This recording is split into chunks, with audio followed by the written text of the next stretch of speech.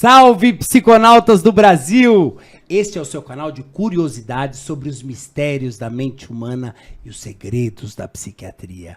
Aqui, 3 psiquiatras com visões muitas vezes diferentes sobre os fenômenos psicológicos irão discutir os elementos que estão por trás de nossos neurônios e a matemática que produz o que chamamos de mente humana.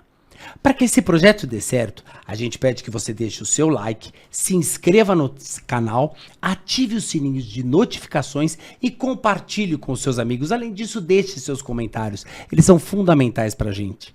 Eu sou o Rodrigo Ramos e eu tô aqui com o Roberto Canton. Salve, psiconautas! Hoje nós vamos ter uma discussão bastante frutífera sobre um filme. Mais uma discussão sobre um filme e transtornos relacionados a esse filme. É isso aí! E agora, Ricardo Abel. E aí, pessoal, se preparem, eu acho que o assunto é bem interessante hoje. Um rapaz recém-egresso de uma internação psiquiátrica, obcecado por sua ex-mulher.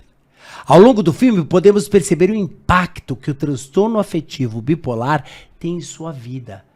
Há também a dificuldade dele seguir o tratamento. Em um jantar na casa do seu amigo, ele conhece Tiffany, uma viúva com compulsão sexual. Entre os encontros e desencontros, eles acabam por fazer um trato. Ela entregaria uma carta dele para sua ex-esposa e ele, por sua vez, participaria de um torneio de dança com ela. Esse desafio transforma a vida de ambos. O filme O Lado Bom da Vida é de David Russell, interpretado por Bradley Cooper, a gente lembra da Lady Gaga, né? E Jennifer Lawrence, traz pra gente uma grande oportunidade para discutir os sintomas de uma doença tão importante e ainda tão negligenciada. Dr. Roberto Canton, fala sobre isso. Sobre o transtorno afetivo bipolar, né? O que é muito curioso nesse filme, acho que leva e convida a gente a pensar no subdiagnóstico, né, quanto que a gente diagnostica pouco, né, o transtorno afetivo bipolar, ou como a gente demora para diagnosticar. Por vezes até pessoas em tratamento psiquiátrico mesmo, né? Apresentando alguma condição com predomínio de uma apresentação depressiva, por vezes pode parecer um paciente com depressão, quando na verdade é um paciente com uma depressão dentro de um transtorno afetivo bipolar, né? Mas o que é o transtorno bipolar?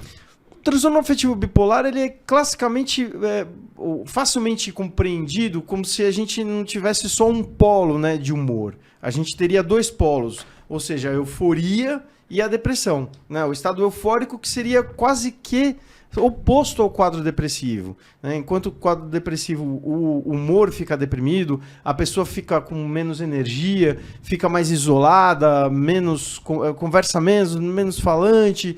A gente tem o inverso, né, disso no quadro de euforia, onde a pessoa vai ficar realmente muito falante, com muita energia, uma diminuição da necessidade do sono, dormir poucas horas ou não dormir, deixa a pessoa já descansada ou já pronta, né, muito disposta. A pessoa fica muito desinibida, muito sociável. Então, todos essas características, né, que compõem um quadro eufórico, que é o ir para cima, né, da gente pensar num quadro de humor, o para baixo, que é o quadro depressivo. Então, essa ida e vinda do transtorno afetivo bipolar. Traduz, por favor, Ricardo. Não, o Dr. Roberto foi muito claro na explicação. Muito perspicaz, muito perspicaz. Assim, eu acho que, pegando carona, né, no que o Roberto disse, eu vou falar o que não é o transtorno bipolar. Então, transtorno bipolar não é uma pessoa que está bem numa hora, bem-humorada, animada, e depois, durante o dia, ela perdeu aquele ânimo e depois aconteceu uma coisa triste, ela ficou entristecida. Ter reações emocionais de acordo com o que a vida traz não é ser bipolar. Eu falo assim porque no dia a dia de consultório tem pessoas que falam assim, olha, é porque eu sou bipolar. Porque mesmo. Às vezes eu tô feliz, às vezes eu tô triste. Exatamente, às vezes eu tô feliz, às vezes eu tô triste, mas eu mudo isso com muita facilidade. Assim, conceitualmente, a pessoa pode estar dilatando demais o que é ser Isso bipolar. é ser ser humano, Isso é um né? ser Porque todo humano, mundo exatamente. um dia tá feliz, um dia tá triste. Desde que você tenha os seus motivos para alegria e para tristeza, para ânimo e desânimo, não tem problema. Então, não é isso que é ter transtorno afetivo bipolar. O transtorno bipolar, ele é uma doença do mundo mental, do mundo emocional, que é caracterizado por fases, não é? E essas fases, classicamente, entram naquilo que o Dr. Roberto falou, são as fases conhecidas como mania e fase depressiva. Mania, para o psiquiatra, não quer dizer o que as pessoas, o significado que as pessoas têm no dia a dia. A palavra mania no dia a dia é usada de um jeito diferente. As pessoas falam que tem mania de andar descalço em casa, eu tenho mania de usar roupas vermelhas. Ou tem a mania de lavar a mão muitas vezes. Esse uso mania de não pisar em... Esse uso da palavra mania... Não é assim que ela é usada na classificação do transtorno bipolar. Mania, dentro do transtorno bipolar, significa uma fase de estado emocional eufórico, onde a pessoa tem um humor expandido, como o Dr. Roberto colocou. É uma pessoa que... O que é humor expandido? Humor expandido, eu acho que daí cai para a gente falar o que é humor. Não é? Humor, também para o psiquiatra, tem um sentido especial. Não é apenas estou de bom humor ou mau humor, como a gente fala no dia a dia. O humor é um tônus, é uma espécie de estado emocional predominante ao longo do tempo. Exemplificar fica muito mais fácil. O humor pode ser normal ou eutímico, que é quando a pessoa não está polarizada nem para o lado eufórico, que seria uma expansão, um exagero, um excesso de ânimo e de alegria, e nem polarizada para o lado depressivo, que seria um humor entristecido, hipotímico também, como se usa. Essas são as variações de humor, e que podem acontecer dentro de uma faixa normal até certo ponto. Até certo ponto. Por quê? De um ponto para frente, a pessoa pode ter o humor muito exagerado, muito expandido. Não é? Desinibido. Seja diferente de contraído, que seria uma coisa mais triste. Seria isso, exatamente. E a pessoa, quando tem o humor depressivo ou hipotímico, ela está predominando sentimentos de tristeza, desânimo, ausência de respostas, alegrias que a vida pode trazer. E o transtorno bipolar, ele tipicamente é uma doença que opera como um pêndulo de um relógio, não é? Pequena colocação. Esse eufórico que a gente diz, todo mundo pode ficar eufórico. Mas o eufórico do bipolar é um eufórico alterado. Ele vai ficar mais eufórico do que você ficaria se ganhasse na loteria. Entendeu? É um eufórico doença. E a Quando a permanência, gente né? fica, exatamente, por um tempo. E quando a gente fica triste, não é tristeza, é depressão, que é uma doença que tem uma série de sintomas, entre elas a depressão. Então, a gente está falando, a gente saiu da normalidade. Quando a gente fala do transtorno bipolar, nós estamos saindo da normalidade. Então, essa coisa de ficar feliz e ficar triste, não tem nada a ver. Pode, o psiquiatra não acha que as pessoas não têm que ter suas emoções. Fica triste é normal, é natural, pode chorar, pode ficar desanimado com uma situação normal da vida. Isso não é um problema, né? Assim como ficar feliz, alegre ou empolgado porque você passou no vestibular, porque você vai reencontrar pessoas queridas, não tem problema nenhum. Os sentimentos normais do dia a dia, nós entendemos que são normais do dia a dia. A questão do transtorno bipolar é quando esse excesso de estado emocional se instala e parece que não cede mais, né? A pessoa entra numa fase emocional de forma muito duradoura e de forma muito bizarra, muito excessiva. Quem conhece a pessoa na sua fase normal, vamos dizer assim, e compara ela dentro de uma fase de mania ou de uma fase de depressão, percebe que tem alguma coisa muito estranha, né? Que ela está diferente. Isso afeta as relações dela no dia a dia, do trabalho, do estudo. E não é à toa, né, que uma pessoa em fase de mania, a mania ela aparece, pessoal, muito com o que popularmente se chamou de loucura. A pessoa sai completamente fora de si. É muito difícil, você percebe, é uma coisa... A pessoa em si não percebe. Ela acha que ela tá bem, que ela tá ótima, que ela tá feliz, que você tá tentando tirar a alegria dela. Mas você percebe, porque ela se veste diferente, ela se porta diferente, ela fica agitada diferente. Não é verdade? E doutor Roberto Cantão, e os tipos de transtorno bipolar? Nós temos alguns tipos de transtorno bipolar. Classicamente, nós temos dois tipos, o tipo 1 e o tipo 2. O tipo 1 ocorre quando a gente tem uma apresentação de um quadro eufórico, uma mania, né? Que a gente seria... nós teremos duas classificações aqui, né, em relação a esse humor eufórico. Então a gente teria a hipomania e teria a mania. A hipomania, a grande diferenciação entre elas é o nível de consequências que uma acarreta a outra. É uma mania leve. É uma mania leve. Seria, né, uma hipomania seria uma mania leve. Como já foi dito aqui, né, nesse humor eufórico, a pessoa com uma apresentação, né, clássica, tida lá atrás como, né, uma apresentação de louco, né? Então, no quadro bipolar 1 você tem esses episódios de mania propriamente e episódios depressivos também. Mas você pode só ter um episódio, né, de mania e já ter o diagnóstico de transtorno afetivo bipolar do tipo 1. Então, independente de ter um quadro depressivo, você tendo um quadro eufórico de mania, você tem o transtorno afetivo bipolar do tipo 1. Né? O transtorno afetivo bipolar do tipo 2, que por vezes acredito que seja aquele mais difícil de fazer o diagnóstico, né? A diferenciação no quadro depressivo, porque... pode demorar até 10 anos, né? Para apresentar, assim... Para fazer o diagnóstico. Para fazer o diagnóstico. Você fica confuso, né, com aquilo. A apresentação da depressão na maior parte do tempo, então o indivíduo, né, segue na maior parte do tempo deprimido, e quando ele faz os episódios eufóricos, ele faz, né, de episódios eufóricos de pequena monta, né? Uau! Então, os episódios eufóricos não tão graves, não chega a ser não loucura, tão vamos dizer intensos, assim. não. A pessoa fica, como no filme fica mesmo, disfuncional, né? O filme, a gente estava discutindo algumas questões, mas no filme, o que predomina a apresentação, né, do Pat é de uma apresentação hipertímica, um pouco além do hipertímico. Então, só voltando, além do hipertímico, que seria o quadro eufórico mesmo. Mas o que é hipertímico? Né? Hipertímico, a gente teria, né, a eutimia tão colocada pelo Ricardo, que seria o ciclo normal que uma pessoa tem da sua apresentação de humor, né?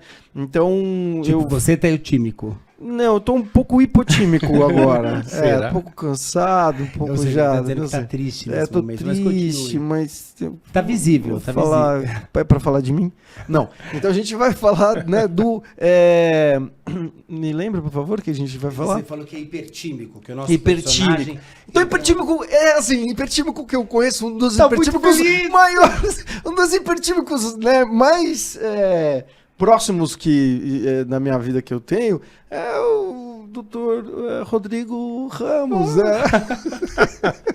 É um hipertímico. Tão depressivo, você não acha, Ricardo? Demais, Ricardo, depressão. Não, mas assim, só o hipertímico, então, seria aquele no tônus, né, do humor, aquele alegre, aquele cara expansivo, o cara que chega, brinca com as pessoas, mas não é aquele que inadequado, né, ou assim, não acaba não sendo aquele que excede demais nas coisas. É um cara que chega, né, brincando com todo mundo, falando, cumprimentando, uma leve desinibição. Poderia até cair como uma certa... pessoa com uma boa inteligência emocional, né, que sabe drenar o ambiente para ele, né?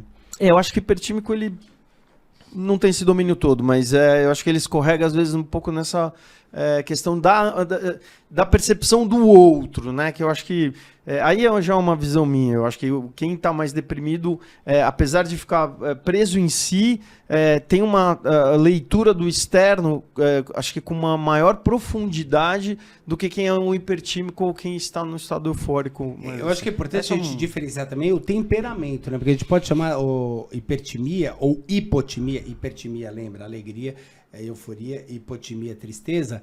Como temperamento. Tem pessoas que têm um temperamento hipertímico, como essa pessoa que você descreveu. E tem pessoas que têm um temperamento mais hipotímico. É verdade. Né? Que é como o nosso poeta, Dr. Ricardo Abel, que é uma pessoa mais hipotímica. Hipotímico?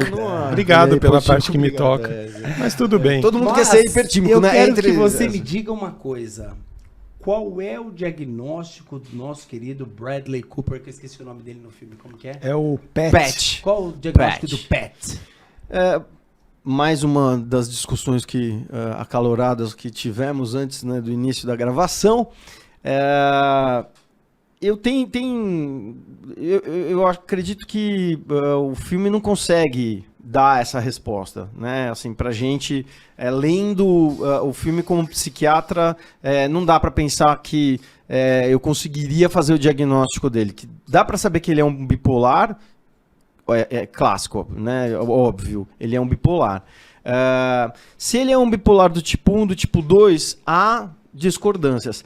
Existem algumas cenas no filme, algumas passagens, onde inclusive parece que ele apresentou um quadro delirante, né? Um determinado momento parece que ele apresenta um quadro delirante. O que é um quadro delirante? Um quadro delirante é uma falsa crença, né? Ele acreditava que a ex-mulher dele, na época então mulher, e um outro professor estavam tramando contra ele em questões de desvio de dinheiro dentro da escola, para incriminá-lo.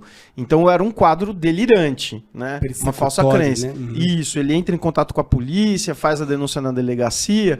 E assim, esse quadro tanto é um delírio que depois ele mesmo percebe que ele estava fora de si. Ele mesmo fala, não, aquilo era um delírio meu. Se ele teve um delírio, então ele tem um transtorno afetivo bipolar do tipo 1. Né? Que já é um critério suficiente para você fazer essa classificação. Né? Você concorda, Ricardo Abel, que o nosso paciente tem o transtorno bipolar do tipo 1? Então, se ele... Veja, como toda obra artística, às vezes eles retratam transtornos mentais de um jeito não tão completo, né, com uma licença poética ali, porque na maioria do filme ele parece ter um certo estado de euforia do humor, ele é desinibido, ele é meio inconveniente, ele é meio falador demais, e isso sugere talvez um estado de hipomania. Ele não chega a ficar totalmente alterado nas intensidades que nós conhecemos, que pode chegar ao quadro de mania, não é? Ao mesmo tempo, como o Dr. Roberto disse aqui, se ele já teve um estado de delírio associado ao quadro, por definição já dá para dizer que é transtorno bipolar do tipo 1. Mas a gente fica meio na dúvida, né? Fica meio... Porque eu acho interessante que um dos grandes sintomas que o paciente tem, o bipolar, em mania, é a aceleração do pensamento. Ele fala muito rápido, mas falar muito rápido não significa aceleração do pensamento.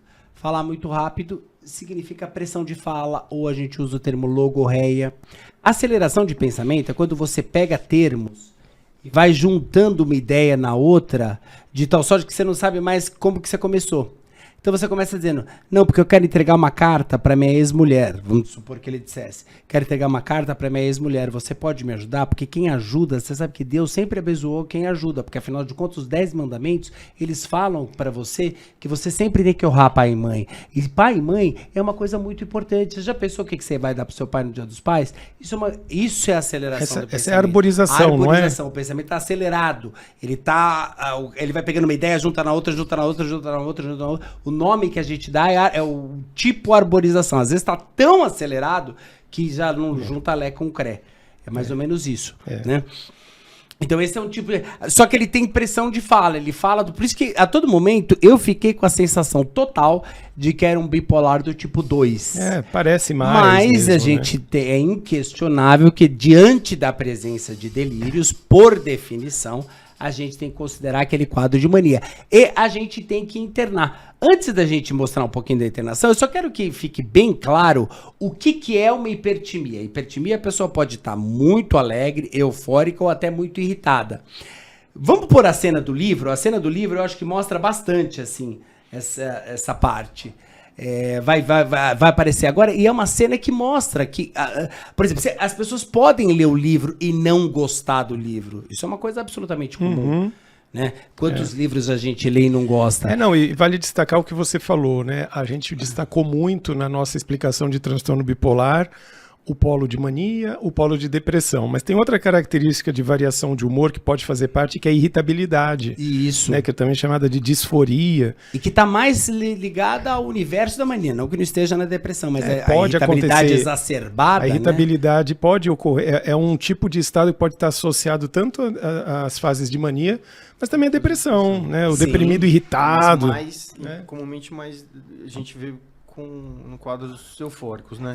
Essa irritabilidade forte, né? Então eu acho que é muito importante que essa cena que nós vamos mostrar agora, ele tá lendo, o rapaz vai ler um livro, e ele tá lendo um livro, tranquilo. Aliás, ele lê vários livros, o que já mostra que ele tá acelerado, porque ele tá lendo milhares de livros. E percebam que está acontecendo Uma isso de velocidade noite, rápida. enquanto os pais dele estão dormindo, ele acordado de madrugada. Aí ele perde a paciência. Ele odiou o livro, ele jogou pela janela, quebrou o vidro, sem nenhum problema. Então eu acho que esse que é o X da questão. Aqui que a gente mostra que ele saiu de um estado de normalidade, né? Ele realmente entrou nessa questão. Agora, o paciente com transtorno bipolar não tem jeito, tem que ser medicado. Estou falando alguma besteira? Não, de jeito nenhum. Embora o transtorno bipolar não tenha um medicamento que consiga curar em definitivo o transtorno, os medicamentos conseguem estabilizar essa ideia, tanto que a maioria dos medicamentos usados são denominados estabilizadores de humor, porque eles tentam evitar que a pessoa fique oscilando entre fases de mania ou euforia e fases depressivas. Então, a medicação é muito importante nesses casos, né? Exatamente. Eu diria que ela é fundamental. Sem ela, não daria certo. E o paciente com transtorno bipolar, como que ele é com medicação, Dr. Roberto Canton? Então, o grande problema é a aderência ao tratamento, né? A gente vai ter essa dificuldade. A gente tem até uma cena do filme, se você quiser falar, explicando, dele tomando a medicação, mas pode falar. Por favor. E que assim, as medicações elas têm efeitos colaterais significativos, algumas pessoas vão ter mais do que outras.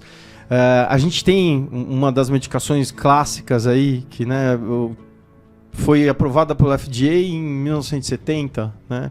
Que é o lítio, o carbonato de lítio, então... Ele vai tomar o remédio só pra gente... Ele recebe o remédio numa clínica psiquiátrica, tem que mostrar a língua, isso é e ele joga fora. Aliás, esse é um clássico, né? Mostrar a língua. Nem sempre acontece mesmo no hospital psiquiátrico, mas em todos os filmes isso acontece desse jeito, mas continua. Então, assim, o lítio, ele foi uma medicação que mudou o curso, né, do tratamento do transtorno afetivo bipolar. Até porque há um risco grande de suicídio, né? Maior dentro daqueles que são portadores de transtorno afetivo bipolar, e o lítio também tem o seu efeito anti-suicida, né, nessa população. Então, assim, o grande desafio é trazer esse paciente para ele entender seu diagnóstico, né, e entender a necessidade do tratamento. O lítio, ele é maravilhoso? Não. Ele cabe, né, assim, é para todo mundo? Não. Tem até os tipos de transtorno afetivo bipolar respondem de maneira um pouco diferente. E as pessoas também vão se adaptar ou não a tal ou qual medicação. E que isso, por vezes, precisa ser feito com muita paciência, né? Tanto pelo paciente quanto pelo médico. Porque, às vezes... Claro que se não diante de algo muito drástico e muito urgente, aí a gente tem que, obviamente, intervir de uma maneira mais assertiva, né? Eu ia falar mais pesada, mas no termo não correto, mais assertiva, né? Então, esse vínculo, né, entre o médico e o paciente é muito importante. O entendimento do seu diagnóstico, né, pelo paciente é muito importante. O lítio, mais uma vez falando dele, ele tem um lado muito positivo, que é todas essas a coisa que eu falei, né, de mudar o curso da doença, ter o efeito anti-suicida, mas ele também tem um grave problema. Quando ele é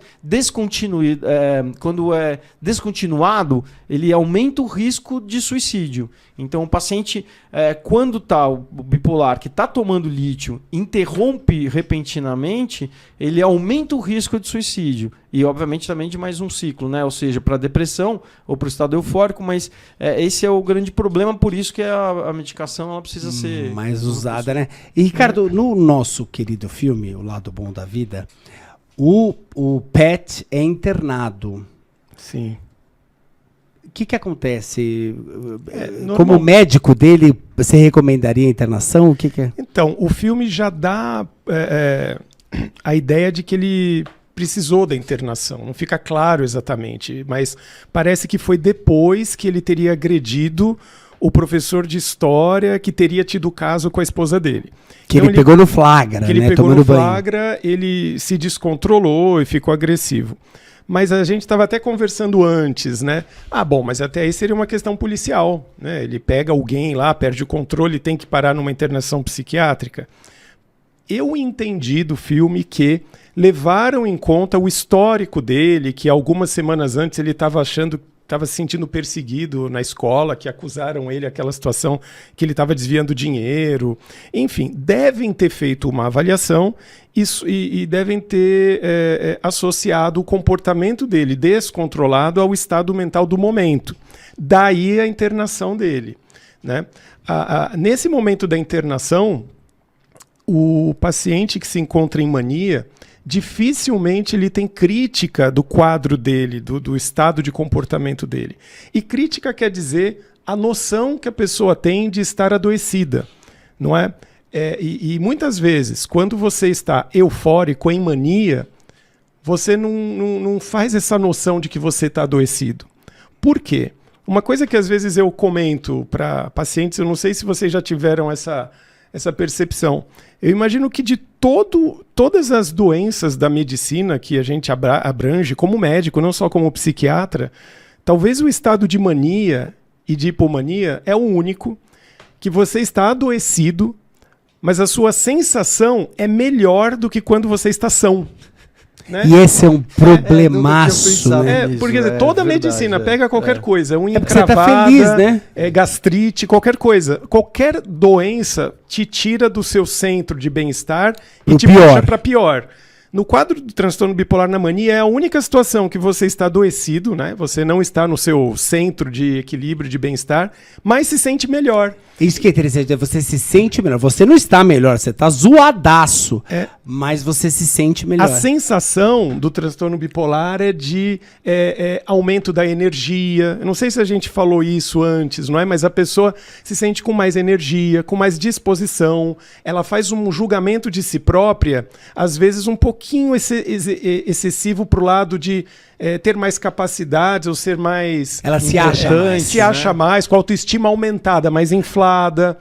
A pessoa tem uma sensação de mais aceleração dos pensamentos, então ela se sente mais capaz de pensar, raciocinar e fazer coisas. O rei da cocada preta, é isso? Nossa, mas... Então, a pessoa acaba não entendendo que ela precisa de qualquer medicamento. E aí, fazendo uma ponte com a cena lá, ele estava internado, ele devia estar se sentindo muito bem, muito assim, com muitas capacidades mentais, lendo um livro a cada 2 dias, e com a autoestima aumentada, enfim. Então, a pessoa não sente que ela está adoecida. E remédio é coisa de quem está doente.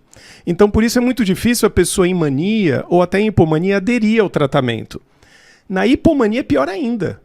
Porque na hipomania a pessoa está meio que funcional, ela leva a vida dela, ela só está com um pouco mais de energia, um pouco mais de disposição, dorme menos, mas já acorda cheia de vontades das coisas. E até que ela funciona no quadro de hipomania, né? Então é mais difícil ela aceitar um tratamento nessa situação. É interessante a hipomania, né? Porque ela é tão parecida com uma pessoa normal, ou uma pessoa que seja um pouco mais hipertímica, mais funcional, que dorme pouco, que vai tentar trabalhar. Uma das grandes diferenciações é que ela é ela pode ser mais funcional que o paciente em Em mania. mania. Mas ele não é um cara de resultados, um cara extremamente funcional, é um cara que você percebe algum prejuízo no geral, né? E é aí que você vai fazer. E esse cara, quando deprime, você não tem, você só tem esse cara que ele é hipertímido lá. De repente ele deprime e você já tem um grande elemento para Fora o referencial de comparação, né? Da pessoa em hipomania versus ela no Estado patamar normal, que é a eutimia que a gente fala. Eutimia é o estado normal, nem eufórico, nem deprimido, né? Agora, uma coisa que eu acho que tem que entrar na discussão é que esse moço, ele fica internado por 8 meses. É lógico que nesse caso ele está no equivalente do manicômio judiciário aqui no Brasil, ou em algum centro de tratamento de custódia. E geralmente a gente vê internações longas, né? Doutor Roberto Cotô, por favor, tenha a bondade de explicar pra gente sobre isso. O filme é meio... É curioso, né? Porque apesar de ser uma internação que parece ser por determinação judicial, ele tem alta a pedido, né? A mãe vai lá e assina um termo de alta a pedido. Que eu acho que também eu gostaria que a gente discutisse sobre isso, que é bastante importante. Acho que na dinâmica que a gente tem, né, da internação. Primeiro, a internação, quando ela é necessária. Primeiro, voltando, a internação é necessária? Sim, né? Por vezes ela é necessária. Então, as pessoas não internam na psiquiatria porque... não é um castigo, uma punição. Exatamente, né? Não é porque... É porque a pessoa perdeu a condição de cuidar dela própria. E ela né? muitas vezes se expõe a riscos ou expõe a terceiros a riscos. Esse é o grande critério. Pode ter uma direção desenfreada, uma coisa...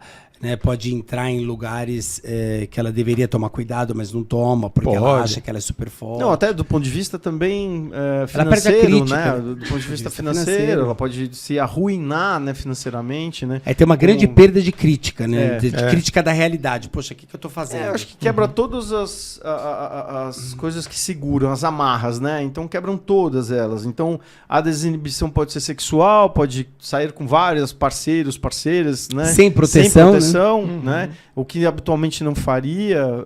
Então há uma mudança, né, do comportamento, claro, de gastar muito, coisa que não tem, quer dizer, começar a se endividar, cartão de crédito, pedir dinheiro, fazer de empréstimo.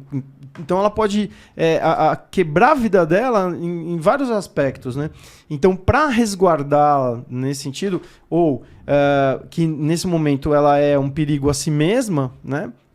Ou que pode ser ao trem, quer dizer, se ficando muito irritadiça, muito explosiva, né? Com baixo limiar aí a frustração, então já responder as coisas de maneira agressiva e agressiva fisicamente, como então a gente tem, nesse momento é necessária a internação. E a internação, eu acho que também vale a pena a gente discutir, porque para nós internar, né, um paciente dentro da psiquiatria é sempre um momento delicado, né? Porque... Que nem sempre ele quer, né? Não, e nem sempre ele quer, e assim, é muito difícil às vezes você conseguir um lugar com uma qualidade satisfatória para que maneje o seu paciente. Aliás, né? isso é um problemaço do nosso Sistema Único de Saúde, né? A gente Sim. tem pouquíssimos lugares favoráveis para uma internação psiquiátrica bem feita. Exato. Obviamente, seguindo todas as regras antimanicomiais. Sim. A gente tem poucos lugares. E não só dentro do SUS, né? Mesmo se a gente tiver uma Aí pessoa praticamente com- não existe. Não, e outra coisa, não sei se ficou claro, a internação não é depositar o paciente, é temporária. Tá? A pessoa que fica internada, ela fica internada com a ideia de ser resgatada para o seu ponto de equilíbrio emocional e comportamental. Isso pode demorar um tempo variado. Às vezes, alguns dias, semanas, um mês e meio, 2. Porque a resposta que as pessoas têm aos tratamentos é uma resposta muito individual. O organismo das pessoas não tem a mesma rapidez para responder aos medicamentos e existem várias opções de medicamentos que podem ser certas opções melhores para uma pessoa, não tão boas para outra, e isso o médico que conduz o caso na internação vai descobrindo ali. né? Eu vou fazer uma imagem para ver se o pessoal entende legal. É assim, é como se a pessoa quimicamente houve uma desordem na cabeça da pessoa. A cabeça ficou completamente desorganizada em matéria de substâncias, pequenas substâncias que nós chamamos de neurotransmissores. Fica totalmente bagunçada. Isso faz com que a pessoa não tenha mais condição de cuidar dela própria. Quando a família também não tem condições, ou quando a família não dá conta daquele tamanho de alteração, a gente precisa proteger a pessoa. Então a gente coloca ela no ambiente protegido e vai dando a medicação até que o remédio consiga reorganizar toda a cabeça dela. Aí ela reassume a capacidade de cuidar de si própria e então ter alta. Então a internação, ela é um processo de proteção ao paciente, até que ele tenha condição É um gesto de cuidado. Um gesto de cuidado. É um gesto que de cuidado, antigamente a gente realmente passou por fases terríveis, com manicômios, etc. Hoje isso é até proibido por lei. Né? Não, é até importante. porque se a gente voltar mais no tempo ainda, havia uma época em que a psiquiatria tinha muita carência de recursos de tratamento mesmo. Exatamente. Não é? Então, houve uma evolução muito grande na parte medicamentosa. Hoje a gente tem várias alternativas, opções boas que vão tentar ser ajustadas da melhor maneira para que o paciente tenha o máximo de melhora, de reequilíbrio, com um mínimo, ou quem sabe nenhum, efeito colateral. A ideia é que a pessoa apenas melhore sem pagar uma taxa de melhorei, porém eu me sinto um pouco desconfortável com um efeito ruim, me sinto com sono demais. No filme, ele comenta em algum momento, não, aquele medicamento me deixa... Eu não sei se ele usa o termo chapado ou com sono. Ele faz um comentário desse para o médico dele. Né? E só para a gente perder a linha de raciocínio, o Roberto estava falando da mãe que pede a alta. Você estava explicando, né, como é importante... Sim. A internação e essa história do familiar pedir alta. Então, acho que essa é um problema não só da psiquiatria, né? Porque, por vezes, em situações clínicas que não de urgência, você pode ver questões similares, mesmo transfusão de sangue, né? Dentro da religião do Testemunho de Jeová, que tem essa restrição, enfim, e você está lá que numa hoje, situação... pelo Supremo, está para ser aprovado que quem escolhe realmente é o paciente, porque é um dilema médico, né? O que a gente faz? Então, dentro desses dilemas, e aí a gente cai, né? Existem pessoas que não têm a mínima condição de alta. E a gente já vivenciou isso, né? Durante o nosso percurso aí como psiquiatras. Que assim, você tá lá responsável pela internação, você sabe que aquela pessoa não tem condição de sair e vem o familiar e não, né? Pede alta pedido. No caso, como eu falei, no caso do filme é curioso porque é uma internação judicial, ela vai lá, né, faz uma alta pedido, não dá para entender muito bem. Mas quando a internação é feita involuntária, né, ou seja, o paciente não está de acordo em ser internado, a partir do momento que ele alguém fica responsável por essa internação. Então, se essa pessoa responsável pela internação vier solicitar a alta do paciente, a grosso modo, essa alta tem que ser dada, né? Então, não pode se... Ela tem que ser dada? Então, ela tem que ser dada dependendo da situação. Se a pessoa pede alta, não entendi. Se o familiar pede o responsável... Porque ele não pode... a informação que eu tenho é que não pode. Então, eu acho que nós vamos ter... Ele tem que fugir do hospital. Ele pode, mas assim, você como médico não vai atestar que o paciente está de alta. Então, alta é um procedimento médico. Isso. O que você coloca, geralmente, é evasão do paciente com conivência do familiar. Porque a alta médica pressupõe melhora clínica. Pressupõe a melhora clínica com remissão dos sintomas suficientes para que o paciente siga em casa. Se o médico não vê essa melhora clínica, ele assinar uma alta é complicado, mesmo que uma pessoa pediu. Porque essa pessoa, a rigor, é leiga em psiquiatria. Então, só falando, só acertando, não. A alta em si, ele vai sair, ele sai. Então, a grosso modo Ninguém ele vai sai. prender. Dependendo do paciente, né? Se o paciente estiver numa agitação franca, né? Em algo quebrando todo mundo, não dá pra dar alta de... Não dá, desculpa. Pra você até deixar, entre aspas, ser conivente com a saída, né? Mas, só corrigindo a minha fala, não é dar alta a pedido. Eu entendi o que você quer dizer. É a conivência mesmo do... É o que vocês falaram. É o ser o familiar conivente com a evasão, né, do paciente. Ou seja, é como se o paciente tivesse fugido junto com o familiar e você só observou essa fuga. Né? Exatamente. E é interessante porque o médico não tem poder de polícia. Então a gente não pode virar, olhar para uma pessoa e falar: esta pessoa está privada da liberdade. Ela vai agora ficar internada. Nós não temos esse poder.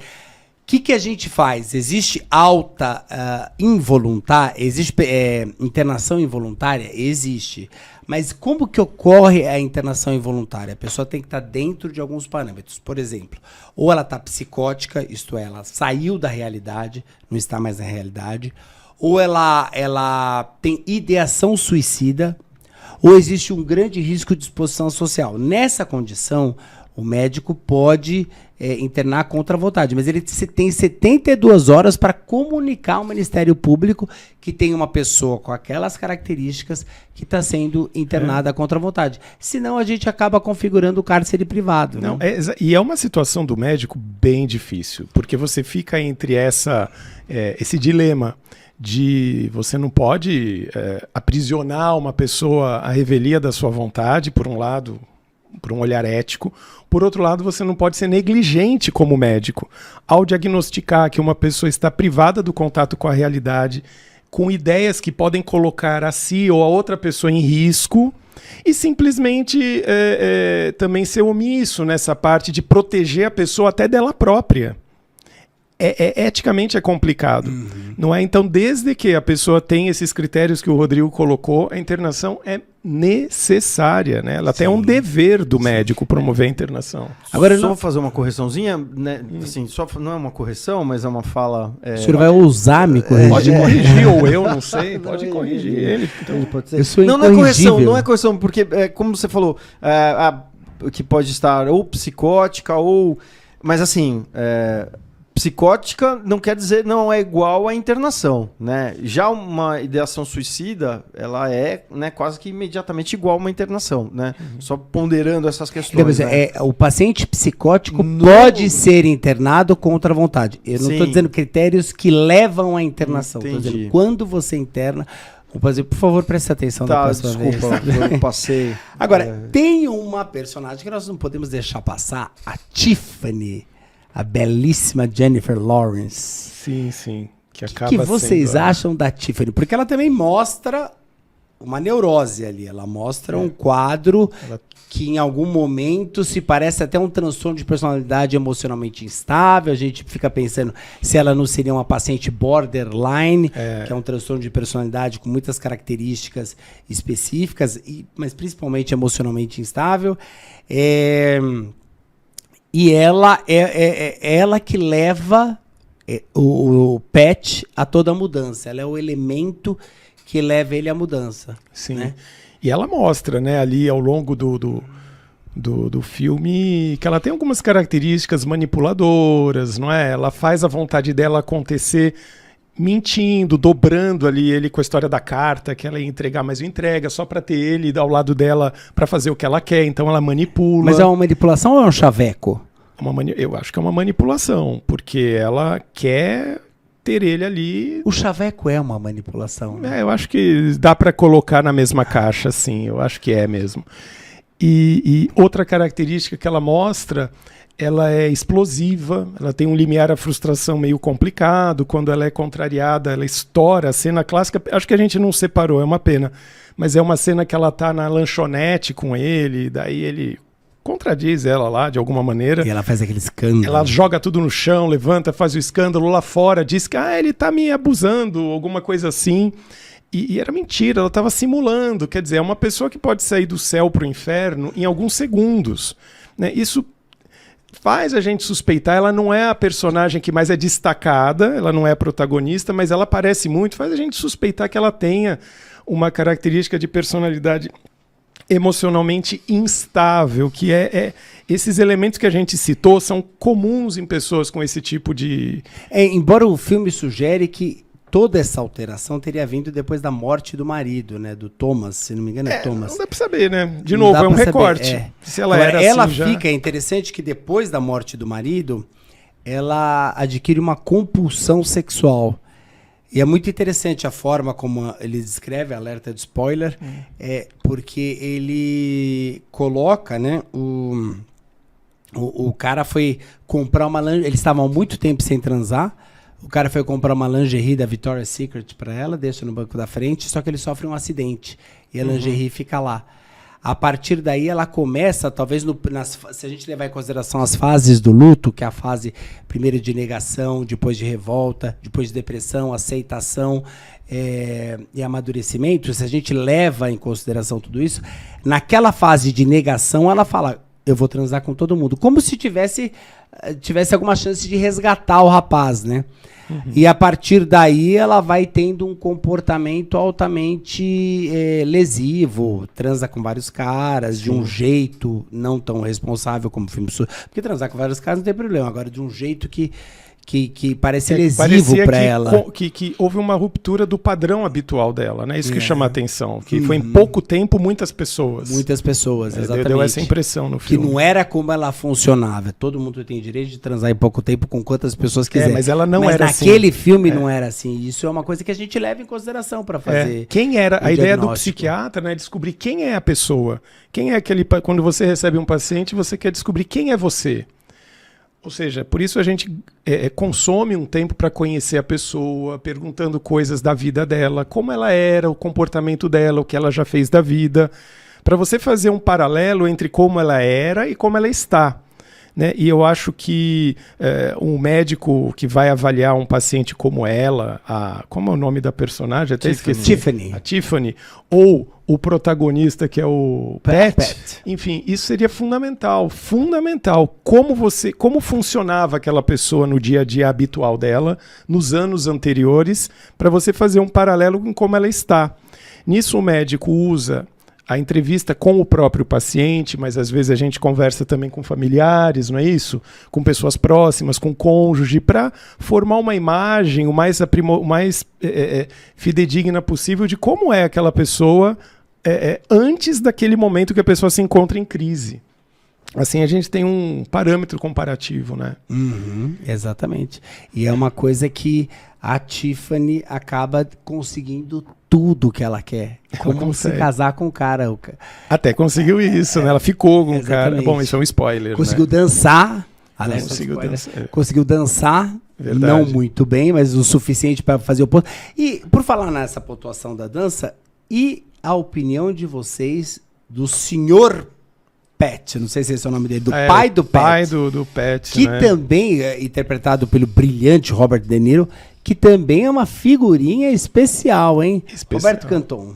É um apostador, né? Que parece ser um apostador meio patológico, mas realmente também isso não deixa muito claro, porque parece que ele também acaba mantendo parte da renda através de jogos e tal, a não ser numa situação onde ele acaba se dando muito mal.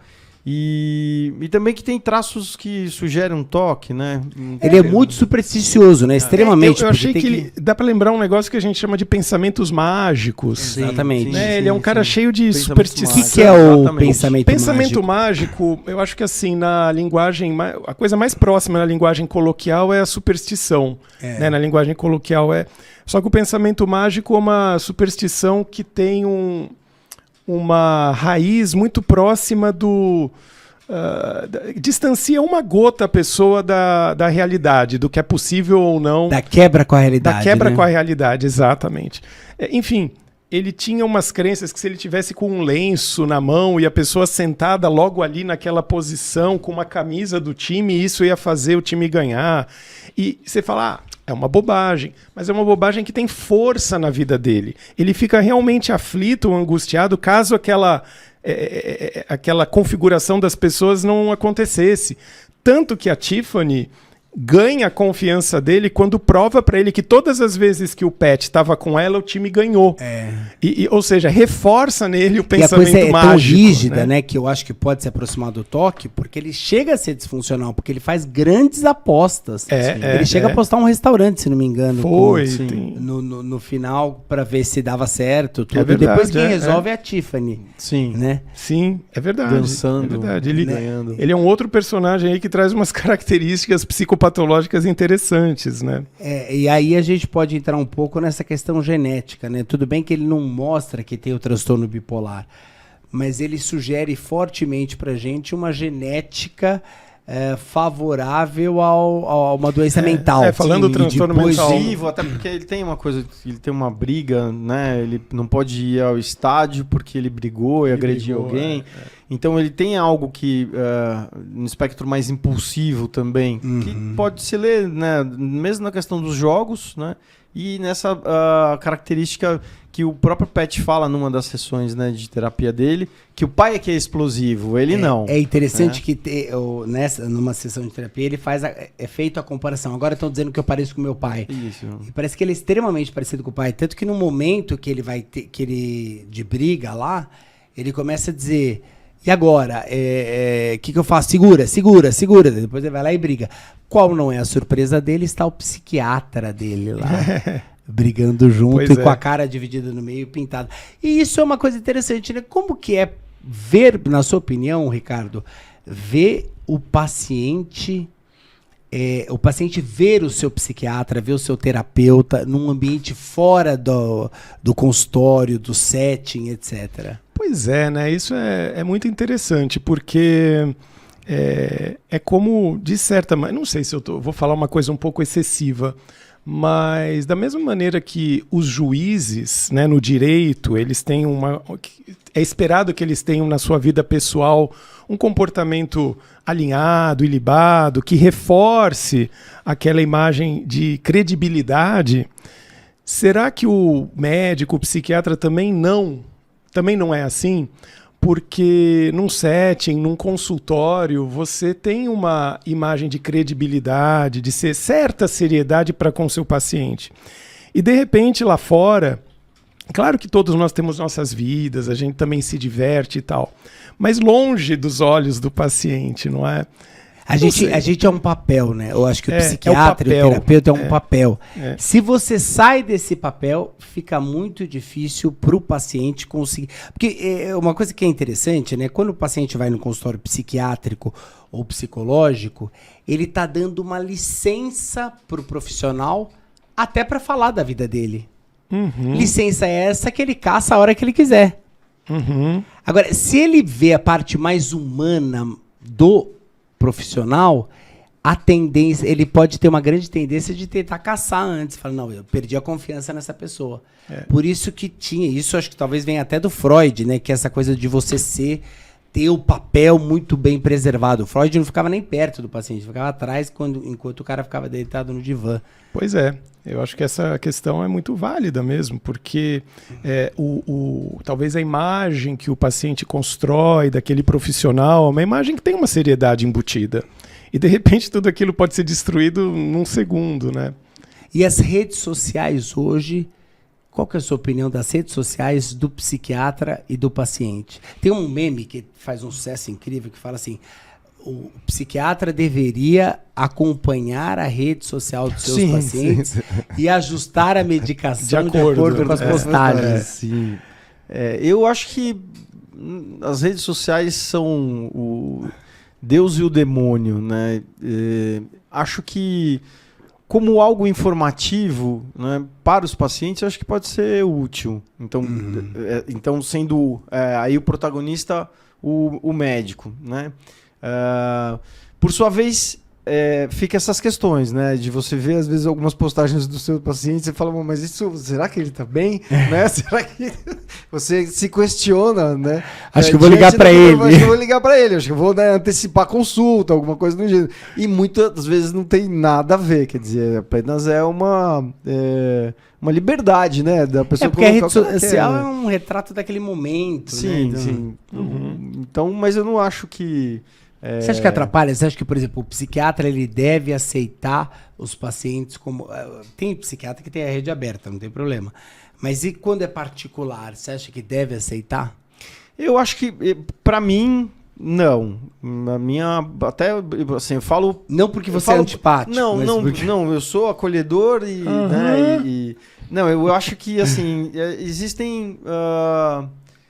settings que devem ser respeitados, né? Então, espaços que eu acho que devem ser respeitados do paciente e do próprio profissional. Então, eu acho que, assim, as redes sociais, eu especificamente, eu tenho uma rede social só mais voltada para a questão profissional. Eu não posto coisas íntimas minhas, né? Então eu não coloco nada que dê para entender, enfim, onde eu tô, o que eu tô fazendo, que, né, eu não vou me expor, viagens, por exemplo, não com quem eu tô, aonde eu tô, assim, isso para mim não tem muito sentido, né? Mas usar a rede para eventualmente trazer informações para os pacientes, eu acho interessante. Ao passo que ficar, né, assim, o complicado da história é quando você acaba abrindo um canal muito, muito amplo, onde você não tem nenhuma capacidade de estabelecer um setting, então você abrir sua rede social para as pessoas, né? Então, para um paciente te mandar por exemplo, uma mensagem. Você não tem né? condição nenhuma de ou cuidar aquele dele. paciente que você não vê há 10 anos te manda uma mensagem que não está bem, que precisa rever a medicação. Você fala, mas eu não vejo você faz 5 anos, né? Ou mesmo aquele paciente mais recente que você viu semana passada. Então, mas que eu não acho que aquele não é o espaço, né? O espaço é outro para você poder fazer o acolhimento de qualquer dificuldade que o paciente tenha.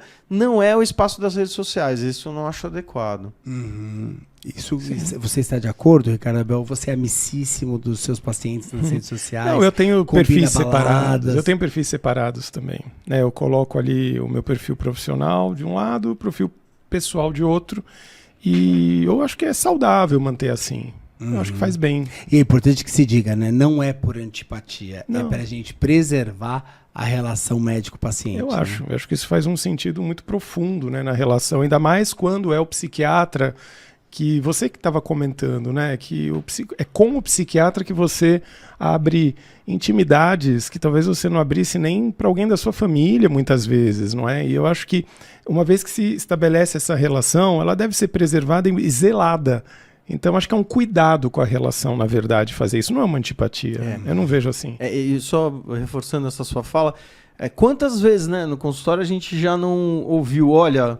Eu não falei isso pra ninguém, mas eu vou contar pra você. Quer dizer, a gente recebe uma joia mesmo, né? A gente recebe uma dádiva, né? Que é você poder cuidar de algo, intimidade, né? Da intimidade da pessoa. Então, acho que, por isso, reforçando, acho que não é mesmo um canal interessante, né? E por isso o filme O Lado Bom da Vida... é um filme interessante, que fala do lado bom da vida e que poderia passar fantasticamente na sessão da tarde, né? Desculpa, estou desmerecendo o filme, mas não é um grandíssimo não é um filme profundo, mas ele ilustra, né? Alguma coisa interessante ali de saúde mental. Que a Globo nos perdoe, mas eu acho que... Não, gostei do filme. Eu acho que ele passa com leveza, né, na questão do transtorno afetivo bipolar, então acho que mostra as perdas do personagem, mas não, no final são perdas, entre aspas, pequenas, né, quer dizer, perdeu a mulher, perdeu a casa, perdeu o trabalho, mas assim, você vê que é uma coisa mais leve, né, vai passando levemente, assim, o filme, ele passa levemente, sem grandes problemas, depois encontram a dança, na dança meio que se, vamos dizer, se tratam também, né? E se encontram e, enfim, e um final feliz, maravilhoso. Eu fiquei com a impressão que o protagonista foi... ele começa mais desorganizado em termos de saúde mental, de comportamento. De um ponto para frente do filme, parece que ele foi se organizando, foi até melhorando aquelas inadequações. Né? Ele revela em algum ponto, falando acho que com a ex-mulher ou escrevendo a carta, não lembro. Estou tomando as medicações, estou me cuidando. Isso é uma dica para todos os portadores, né, de transtorno bipolar. A gente poderia ficar falando do filme horas, mas infelizmente está chegando o nosso fim. E por causa disso, quero ouvir suas últimas palavras, Ricardo Abel. As últimas palavras. Bem, eu acho que é reforçar aquele ponto, não é?